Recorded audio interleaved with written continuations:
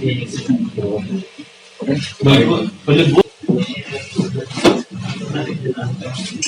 आज तहसील मोहम्मदाबाद कोहना के गांव गढ़वा में पुराने भीटे की खुदाई के दौरान ग्रामीणों द्वारा बताया गया कि वहां पे कुछ पुराने ब्रह्मांड, कुछ मूर्तियों के अवशेष और सिक्के मिले हैं।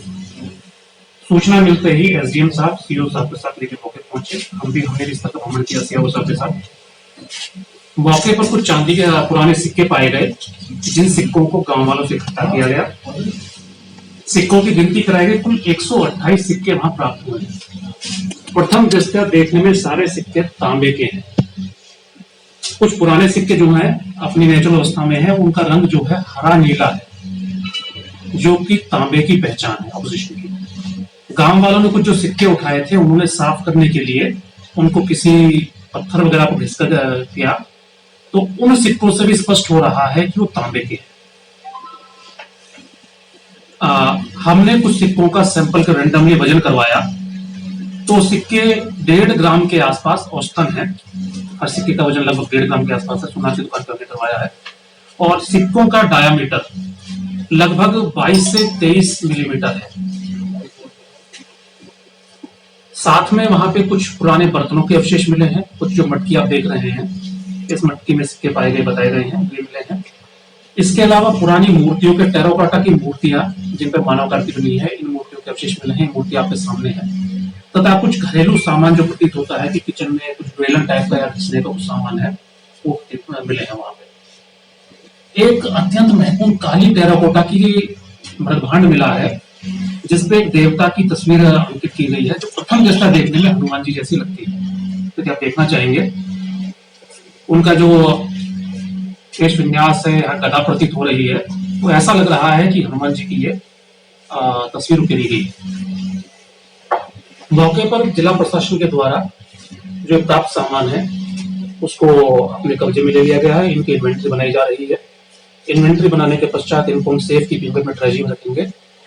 उत्तर प्रदेश के पुरातत्व निदेशालय को सूचित किया जा चुका है, और हम आशा करते हैं कि आने वाले कुछ दिनों में उत्तर प्रदेश पुरातत्व निदेशालय की टीम स्थल पे आएगी और वो वहां जांच पड़ताल करेंगे। आवश्यकता पड़ेगी तो अपना वो जैसा उनको लगता है उस हिसाब से मौके पर खुदाई वगैरह की कार्रवाई की जा सकेगी। हम आशा करते हैं कि इस स्थल से जो ये पुरातत्व अवशेष मिले हैं, इनसे जनपद मऊ ही नहीं बल्कि पूर्वांचल के अतीत के बारे में हमको गहन जानकारी मिलेगी। आप सभी जानते हैं किसी भी क्षेत्र में जो पुरातत्व अवशेष मिलते हैं, उनको डेट करना थोड़ा मुश्किल होता है, पर सिक्के मिलने से आसान हो जाता है, क्योंकि सिक्कों के बारे में अच्छी खासी न्यूमिस्मेटिक्स की स्टडी होती है। उनपे कुछ जो लिखा होता है कि किस राजा ने या किस सम्राट ने उनको इशू किया, उनके बारे में लिखा होता है। उससे हमें आइडिया लग जाएगा कि ये सभ्यता या ये शहर जब रहा होगा वो कितना पुराना है। किंतु जो थोड़े साफ किए गए सिक्के हैं, इनको देखने में प्रथम दृष्टया लग रहा है, और मूर्तियों की कलाकारी से देखने में प्रथम दृष्टया लग रहा है कि यह अवशेष लगभग 1500 से 2000 साल पुराने हैं। आधिकारिक रूप से इसमें पुरातत्व वाले ही कह पाएंगे, और हम आशा करते हैं कि जब इसमें स्टडी की जाएगी, वृहद स्तर पे यहाँ पे खनन किया जाए, खुदाई करने के बाद जो अवशेष और यदि मिलते हैं, तो हमारे जनपद मऊ के इतिहास में एक अन्य चैप्टर जुड़ जाएगा, स्वर्णिम चैप्टर जुड़ जाएगा इसमें। तो हमने स्थल पे सभी लोगों को सचेत भी किया है, सबसे अपील भी की है कि यदि किसी व्यक्ति के निजी पोजेशन में इस प्रकार के कॉइन्स हैं, तो कृपया वो उन्हें बगैर डैमेज किए जिला प्रशासन के सुपुर्दी में दे दें। स्थानीय थाने को, प्रधान जी को अथवा तहसील प्रशासन के उनके सुपुर्दी में कर दें, ताकि हम इनकी प्रॉपर स्टडी कर सकें, इनकी कैटालॉगिंग कर सकें। एक ही स्थल पर इतनी बड़ी संख्या में कॉइन्स का, सिक्कों का मिलना, मुद्राओं का मिलना, यह अत्यंत रेयर है। और तो मैं आपके माध्यम से भी, मीडिया के माध्यम से, आपके जो व्हाट्सएप ग्रुप्स हैं, आप चैनल चलाते हैं, यूट्यूब चैनल चलाते हैं, पेपर निकालेंगे, आपके माध्यम से भी जनता से अपील करना चाहूंगा कि स्थल पर किसी खजाने इत्यादि के लालच में कोई अवैध खुदाई ना करें, क्योंकि हो सकता है कि यदि वो खुदाई करेंगे, अनसाइंटिफिक, गैर वैज्ञानिक तरीके से खुदाई करेंगे, तो उसमें जो नाजुक अवशेष होंगे वो डैमेज हो सकते हैं। और यदि किसी व्यक्ति के पास, पुनः मैं रिपीट करूंगा, किसी के पास कुछ है ऐसे अवशेष, उनको जिला प्रशासन को टर्न ओवर करते हैं। यह किसी व्यक्ति की निजी धरोहर नहीं है, यह पूरा जनपद मऊ की नहीं, जनपद पूरे हमारे उत्तर प्रदेश की धरोहर है। सर जो काम चल रहा था सर, वो रोक दिया गया है? वो बिल्कुल रोक दिया गया है। निर्देश दिए गए हैं, वहां पर किसी प्रकार की कोई खुदाई किसी द्वारा नहीं की जाएगी। चिन्हित किया गया था अब? ये देखिए हमारे तहसील के अभिलेखों में भीटे के रूप में है। अब भीटे का मतलब हो सकता है पुराना टीला है या कोई जमीन का उठा हुआ भाग हो सकता है। हमारे अभिलेखों में कहीं इसका उल्लेख नहीं है कि वहां पे कोई कोर्ट होता था, कुछ होता था। पर चूंकि मैदानी भागा है, नदियों वाला क्षेत्र है, ऐसे क्षेत्र में यदि कोई टीला होता है तो सामान्य रूप में माना जाता है कि प्राचीन कोई पुरानी आबादी रही होगी जिसके वहां अवशेष है।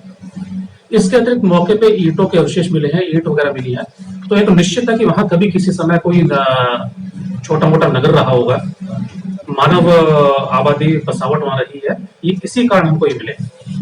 तो हमारी जिम्मेदारी बनती है कि हम ऐसी ऐतिहासिक धरोहरों को संरक्षित करें, सजोएं, उनके बारे में गहनता से जांच पड़ताल करें और इससे हमें अपने इस क्षेत्र के बारे में जानकारी और मिलती है। आप भी देखेंगे जनपद मऊ के जैसे जनपद आजमगढ़ गजेटिन वगैरह पढ़े, प्राचीन काल के बारे में बहुत अधिक जानकारी नहीं है। मोटा मोटा हम जानते हैं कि गुप्त काल में यहाँ साम्राज्य रहा होगा या मौर्य काल में रहा होगा, विशेषकर किस राजा का साम्राज्य कब रहा, उनके समय में हमारे जो नगर होते थे या गांव की बसावटें होती थी, शहरी बसावटें थी, उनका प्रकार क्या होता था, लोगों के रहन सहन का प्रकार क्या होता था, मुद्राएं किस प्रकार की थी। मुद्राओं से पता पड़ता है कि व्यापारिक लेन देन अधिक चलता होगा।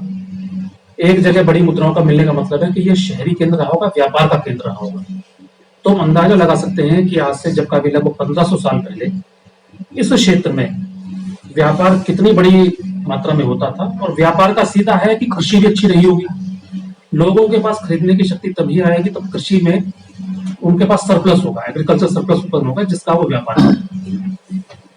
तो ये छोटी छोटी चीजें हम ये मानते हैं कि इसको नया पहलू निकल के आएगा जनपद के इतिहास के बारे में।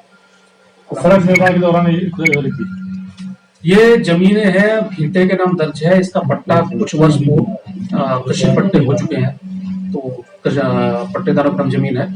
यहाँ पे जमीन की मिट्टी खुदाई की जा रही है, उसमें ये अवशेष निकले। सड़क निर्माण के दौरान?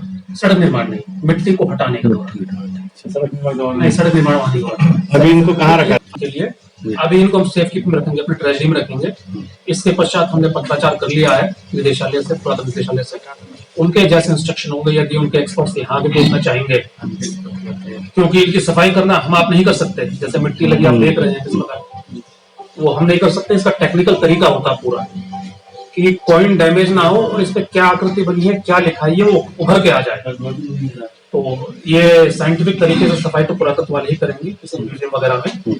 तो जैसा प्रदेश सरकार का इसमें निर्देश होगा वो किया जाएगा। वर्तमान में सेफ कीपिंग में हमारी ट्रेजरी में रख देंगे।